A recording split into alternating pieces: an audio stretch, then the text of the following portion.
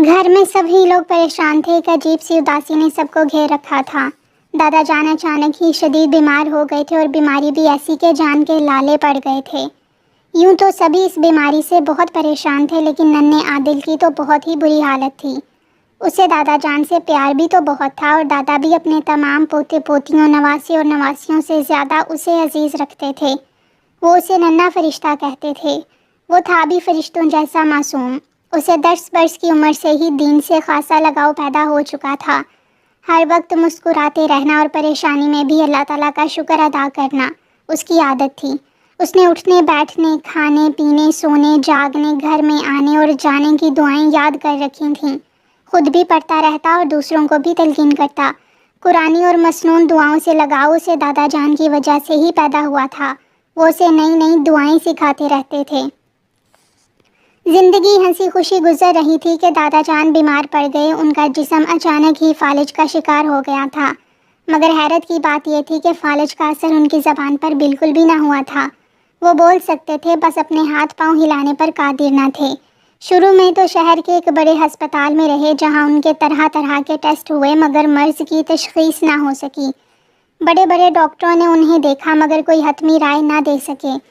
1 مہینہ ہسپتال میں رہے، پھر ڈاکٹروں کے مشورے سے انہیں گھر منتقل کر دیا گیا۔ گھر میں ان کی دن رات دیکھ بھال کے لیے ایک نرس کا انتظام کیا گیا، اور ساتھ ہی ڈاکٹر بھی گاہے بگاہے ان کی کیفیت نوٹ کرنے آتے رہتے تھے۔ ان کے جسم کی مالش روزانہ ہوتی تھی، لیکن کوئی عضو اب تک حرکت کرنے کے قابل نہ ہوا تھا۔ اب تو انہیں گھر آئے بھی 4 مہینے ہونے والے تھے۔ عادل تو گویا ان کے بستر سے جڑ کر ہی بیٹھ گیا تھا۔ اسکول جانے کے علاوہ اس کا زیادہ وقت ان کے پاس ہی گزرتا۔ وہ انہیں اپنی معصوم باتوں اور شرارتوں سے خوش کرتا، انہیں اخبار پڑھ کر سناتا، تیمم کرنے میں مدد کرتا تاکہ دادا نماز پڑھ سکیں۔ وہ اپنا جسم ہلا جلا تو نہیں سکتے تھے، بس لیٹے لیٹے ہی نماز پڑھ لیتے۔ جیسے جیسے وقت گزرتا جا رہا تھا، گھر والوں میں مایوسی بڑھ رہی تھی۔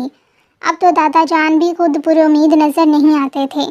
دادا جان آپ بالکل ٹھیک ہو جائیں گے، عادل نے پرزور طریقے سے انہیں یقین دلانا چاہا۔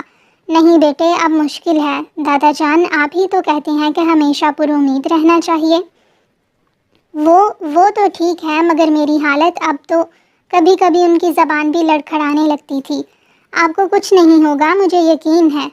تم واقعی ننھے فرشتے ہو، امید کے جگنو، میری ایک بات مانو گے؟ جی ہاں کہیے۔ پھر دادا جان نے ایک عجیب سی خواہش کا اظہار کیا۔ عادل کو عجیب ہی لگا۔ دادا جان کے پرزور اصرار پر اس نے ان کی بات ماننے کا وعدہ کر لیا، مگر اس کا ننھا سا دل کانپ رہا تھا۔ اس نے یہ سن رکھا تھا کہ لوگ اپنی عمر پوری کر کے اللہ میاں کے پاس چلے جاتے ہیں، مگر اسے موت کے بارے میں زیادہ پتہ نہ تھا، اور نہ اس نے کسی کو مرتے ہوئے دیکھا تھا۔ کل رات سے جو دادا جان کو تیز بخار چڑھا تو اترنے کا نام ہی نہ لیا۔ ڈاکٹروں کے ساتھ ساتھ گھر کے سبھی افراد ان کے کمرے میں جمع تھے۔ امی بڑی مشکل سے عادل کو اس کمرے میں لے گئیں، وہ جانا نہیں چاہتا تھا، مگر دادا جان کی نازک حالت کی وجہ سے اسے وہاں سے ہٹا دیا گیا۔ جیسے ہی اسے موقع ملتا تو وہ چپکے سے دادا جان کے کمرے میں جھانکنے کے لیے پہنچ جاتا۔ اسے ایک پل قرار نہ تھا۔ عادل کے ابو احسن صاحب کی اچانک ہی آنکھ کھل گئی۔ وہ کافی دیر سے سوئے ہوئے تھے۔ کچھ دیر تک وہ اندازہ لگاتے رہے کہ کیوں آنکھ کھلی، پھر انہیں ایک آواز آئی تو وہ بستر سے اتر کر کمرے سے باہر آ گئے۔ عادل کے کمرے سے روشنی باہر آ رہی تھی۔ عادل کے کمرے کا رخ کرنے کی بجائے وہ پہلے دادا جان کے کمرے کی طرف ہو لیے۔ جیسے ہی انہوں نے کمرے میں جھانکا تو انہیں حیرت کا شدید جھٹکا لگا۔ وہ جب سونے کے لیے گئے تھے تو دادا جان کا بخار پہلے سے بہتر تھا۔ نرس نے انہیں نیند کی دوا دے کر سلا دیا تھا، اور وہ خود دادا جان کے زور دینے پر اپنے کمرے میں چلے آئے تھے، اور اب دادا جان کے سرہانے رکھا لیمپ روشن تھا۔ نرس پاس ہی کرسی پر سو رہی تھی، اور کمرے کے کونے میں عادل جائے نماز بچھائے سجدے میں گرا ہوا تھا۔ اللہ میاں جی دادا جان کو صحت دیں، وہ ہمیں بہت پیارے ہیں، وہ بس ٹھیک ہو جائیں ورنہ میں رو دوں گا۔ ہلکی ہلکی سے سسکیاں گونجیں۔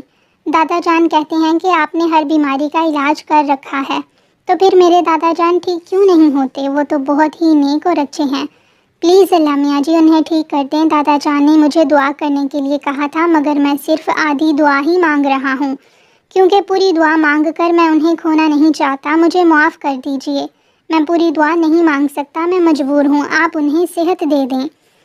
عادل کی ہچکیاں بند گئی تھیں۔ احسن صاحب اسے دیکھ کر حیران تو تھے ہی، لیکن اصل حیرت تو انہیں اس بات سے ہوئی تھی کہ دادا جان والہانہ انداز سے عادل کی جانب دیکھ رہے تھے اور دائیں پہلو کے بل دراز تھے اور ان کے جسم میں حرکت ہو رہی تھی۔ ابو جان آپ ٹھیک ہیں؟ وہ اپنی حیرت پر قابو پاتے ہوئے دادا جان کی طرف بڑھے۔ ہاں میں بہتر ہو رہا ہوں، شاید اللہ تعالیٰ نے اس ننھے فرشتے کی دعا سن لی ہے۔ دادا جان نے پہلو کے بل اٹھنے کی کوشش کی تو احسن صاحب خوشی اور حیرت سے انہیں دیکھنے لگے۔ دادا جان اپنے ہاتھ اور پاؤں ہلا رہے تھے، گو کہ ابھی کافی لرزش تھی مگر معجزہ ہو گیا تھا۔